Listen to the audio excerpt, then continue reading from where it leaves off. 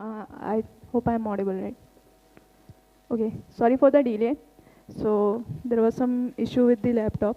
So yeah, so good morning everyone. So I'm going to talk about dynamic Go, journey through metaprogramming and reflection. So yeah, okay, okay. Now before we start, a brief about me. So myself Akansha, I am a product engineer at InfraCloud Technology. I work in Go, Kubernetes, and open source. I contribute to open source projects. So I'm a member of Kubernetes as well. And then currently I'm contributing to open source project called Canister, that is with Kasten by Veeam. Okay. Okay, so here is a brief agenda that we are going to cover today. So we are going to talk about metaprogramming. Then we will start with reflection, then the reflect package in Go, and then we will see some practical use cases and the code generation. Okay, so before we start, so let's start with let's consider a scenario where we have a web application, and in that web application, so user need to have some permission to access certain fields. Now, so let's say we have this account struct, and there are certain fields in it. So like ID and then password. So the account ID and password should not be visible to like any user. So it should only be accessible to the admin user. So I mean the web application needs that. So and for mapping the role to the fields, I have a map. Now what I want to do is I want to check the for this particular account struct, I want to check whether for a particular role what all fields I can see. So I would simply define a function and then pass in the account struct and then the user role, and then compare that with the map and get and check whether I have the access to ID or other fields also. And maybe this could be used for validation as well. So right now we are just checking the access. So yeah, so now this was all good. Now let's say I have another object in the database that has also some fields like ID and that has also some password field that I want to hide it from some of the users and like some of the users with certain role, and I just want to show it to admin user. So what I would have to do is I would have to again define a function. Then maybe let's say that object is DB object. So I would have to again check the, if I want to check the access again, I would have to again define a function, then pass in the new object, and then compare the user role with the access that the object fields have. So this was the traditional approach. Now let's say we have n numbers of objects in the database, and now we have multiple fields in that we want I mean, those access are not defined right now, and you are just adding the check access function for every other struct. So this was like you are writing repetitive code, and this is not something we want to do. So this is more of like writing repetitive code for each struct that you get, because you don't have the idea of what all fields in the struct you can get. So yeah. So I come from a Java background, and so Java has extensive support for annotations. And in Java, how we could do this with is like annotation. So I won't go much into detail into Java implementation, but this is just a snippet of how we could do it in Java using annotation. So we define a access annotation. It has a single method, that is value that gets the access value. Then on the account object, on each of the fields, we just define the access information.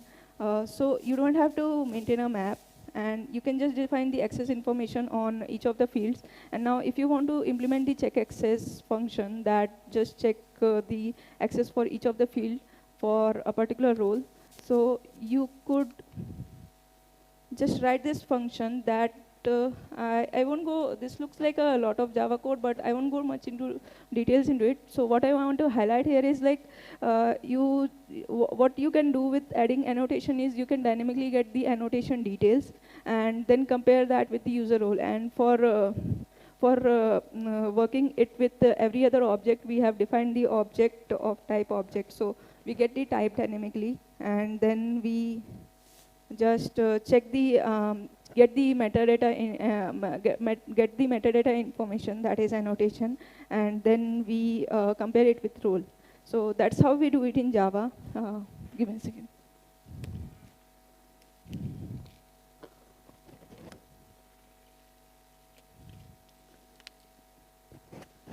Okay, so yeah, so now talking about Go, so Go doesn't have like this annotation. Go doesn't have built-in framework for annotation. So what it has is like you can add a struct tag to the fields. So I was looking into solution with this in Go, and that's how I was introduced to metaprogramming. So metaprogramming is like it's an ability to manipulate or generate other programming. So metaprogramming, as the name suggests, it's like you are writing a program to write other programs. So it allows you to write more flexible and extensible code. So let's consider a scenario you want to write a framework that should be adaptable to other scenarios as well as specific to your domain. So you could use metaprogramming for that. So that's about metaprogramming in general. But if we talk about it in Go, so Go is a statically typed language where you explicitly define type for a variable function. So Go doesn't natively supports metaprogramming, but there are few approaches through which we can say that we have this metaprogramming implemented. So these are the approaches that I'm going to talk about, that is reflection and code generation. So I'll talk about reflection and then code generation in separately, and we will also see how we could solve the problem that we described in the initial slides. Okay, so reflection in general is, I mean, by the term you get it like it's like inspecting. So reflection allows you to inspect or manipulate a particular variable. So then there are some reflection APIs, not in Go, but there are some reflection APIs that are exposed by a popular programming language like Ruby. So that was reflection in general, but if we talk about in Go, so in Go we have this reflect package. And with that package allows you to inspect the variable and manipulate it, or even manipulate it. So what we could do with the reflect package is you can inspect the type of the variable, like we see it in Java, and then you can inspect the value. You can either also change the value of the variable. Then you can inspect the details of the struct, and also you could also call the methods of a struct by their name dynamically. So these are some of the things that you could do with the reflect package. Now we would go to back to the original problem. So we had this account struct, and we wanted to define access for each of the fields separately, and then get the access information dynamically for any of these structs. So here we have defined the struct tag called access, and we have defined each of the values to the access tag. So ID would be accessible only by admin user. Okay, so and then the password by admin user. Now this is the code snippet of how you could use reflect to solve the problem that we had to check the access for a particular role over an object. So if you see, we are using this interface type, and then we are using reflect to get the type of that object. So once we get the type of the object, now on the type there are certain methods available. So they are like, you can get the number of fields of a particular struct, and you can, once you get the number of fields, you can, from the type, you can also get the fields information of the particular struct. So by field information, I mean like you can get the name, you can get the tag that is associated with it. So we could use that in here. So in the first line, like we are getting the type, and then we are using the num field function to get the number of fields in the struct, and we are looping over that, and in the loop we get the field information, then we get the tag information, and once we have the tag information, we compare it with the user role. So that's how we could I mean, we now with this function, we won't have to write it for multiple objects. You just have one function, and you could compare it for all the objects that you have in your application. And also, it will dynamically get the tags information, so you don't have to even worry about whether let's say you don't have tag information on certain fields, so it won't do anything for that. So you don't even have to worry about that part. So now let's say there are other tags also that you can add with it, and you can write function for that, and you can use it for different databases or objects. So this is how we could do it. Okay, so reflection is not something new. I mean, it's been there, and there are multiple use cases of it. I mean, we see it reflection under the hood. So, so the one of the use cases is like serialization and deserialization. So I'm pretty sure you must have done this JSON encoding to send response to response over the network. So for that also we use reflection under the hood. So let's say you have this person struct, you are adding the JSON tag. Now you want the output in this format. So you want the name to be written as name with a small n. So what you could, I'll share this code snippet that is similar to what we discussed in the previous slide. So here also we do the same thing, like we go over each of the fields of the struct, and then we get the field information, we get the JSON tag information, and then we generate the JSON response. So if here if you see, we are calling the num field, and then we are calling the field, and then we are getting the JSON tag information, and if it is not there, we just continue, and if it is there, we process it and add it in our JSON response. So that's how the serialization, so this is particularly, not exactly, but this is what you do in your marshalling code. So that's how it works using reflection. Okay, so there is another use case with reflection, that is ORM. So that is object relation mapping. So you have your objects in database, and then you have your objects as defined as struct. Now you want to map those struct with the objects in the database. So you could define tag like this, and then and then you could create query as well. So this is what we do in, so there is package like GORM, GORM. So there is this functionality called, we create the query, like select delete query for a particular object. So that's how we do it. So let's say we have this employee struct, and we want to create this select query. So there also we use this reflection internally. So we read over each of the field, and then we get the tag information, and then we create the select query. So if you see, if it is the and using the num fields, you can also get the index of the field. So if it is the first field, you just append the select to it, and then if it is the it is the last field, then you just add the from keyword, and then the type of the object that you have. So that's how it uses reflection to generate query. You could also generate like delete query and other, and then execute operations on the database. Okay.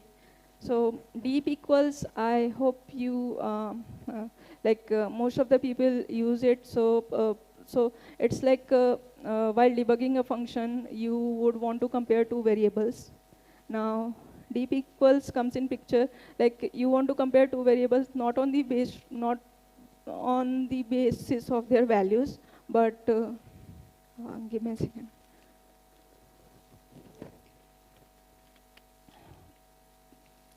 Okay, so deep equals function. So you want to compare two values, but not on the basis of their two variables, but not on the basis of their values. So what you do is like you use this deep equal function that is available, and it accepts two interfaces. Now under the inside its implementation, it again uses reflection to compare the type of the interfaces, and then once the type matches, it compares the value.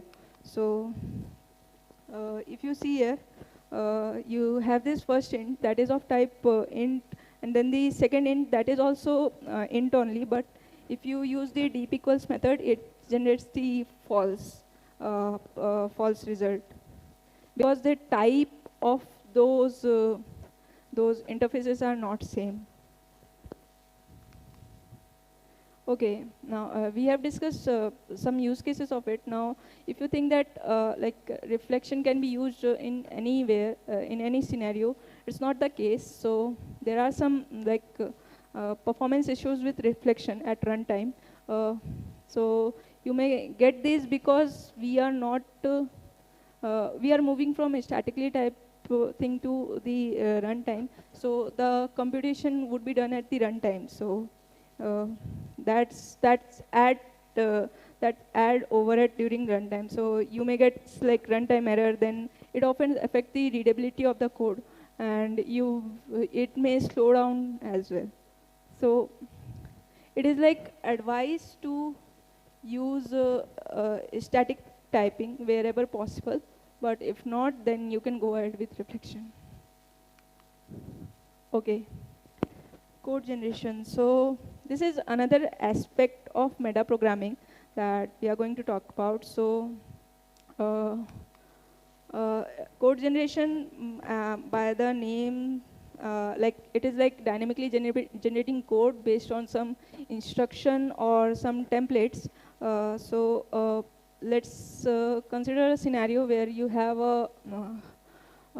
you want to write a API client code for a particular REST service. So you would find yourself writing too many handlers, and they would have some common pattern, like you are writing each of the handler for each of the methods. So what you could do with code generator is like you could generate the common the handler function with the generators, and then you could focus on the implementation logic. So that with code generator we can like create the stub by giving a configuration file, and then then you would only have to focus on the implementation logic. Okay, this is one of the directive. Okay, so code generation in Go, like how we do it in Go. So Go provides a built-in tool called Go Generate, and with that tool you can write Go directives in the Go code, and that would you could call any command with that. So and in Go there are also packages available like text template, HTML template, through which you can that is also like you are generating code only based out of some templates. So yeah, I mean these are what supported in Go. Now here is I won't go into implementation details of it, but here is one of the most popular Go code generator tool that is in the Go ecosystem. That is the Stringer tool. So what it does is like you want to generate a string function for any type. So you could use this Stringer tool and then generate a string function for any type that you want. So what you would do is like you add the directive, you give the type to the stringer tool. So here in our case, like we are using status. Now if you see, we are adding a directive, then we are also providing the status as a type. Then what it does is like before you execute the program, you run the go generate, and it would like generate a string function for you. So this is what is generated, and it is generated by the code generator. Now, when you execute the program, you could directly use the string function on the status type. So this is how we do it. Okay, so benefits of code generation. So it's like it's time saving. So as it's self-explanatory. Then it is consistent. So if you see code generation, it generates code on a based on pattern. So you would get less human errors and also less inconsistency. So now it increases productivity. So like I said, like you generate the boilerplate code, and you just then have to focus on the implementation logic, and not the you don't have to write too many code for doing repetitive things. Maintainability. So I would explain this. So let's say you want to update your generated code. So what you could do is like you could directly update the configuration through which you have generated the code, and that's how you could directly update your code, and you would expect less errors in that because you have just modified the configuration file. Okay, here are some use cases in Go where we use code generate. So we generate mock for testing. So there are cases where while writing tests, so we need to generate mock for dependencies or interfaces. So we could use code generators for generating the mock. Then you can also use it for documentation generators. Documentation generation. Then you could run external code generators as well with the Go generate. So so there is this framework called Cube Builder that is a code generator that generate Kubernetes API code for Kubernetes API code, and so we could use that. You could include that with code generator to generate all the dependencies for any application. Yeah. So. Yeah, I think I have taken some time now. So I would conclude this like, we talked about metaprogramming and reflection and code generation and how we do it in Go. So it's not all. There is a lot to it. So these are some powerful techniques, but you should use it with care. Like you should be knowing how to when and how to use it, and then.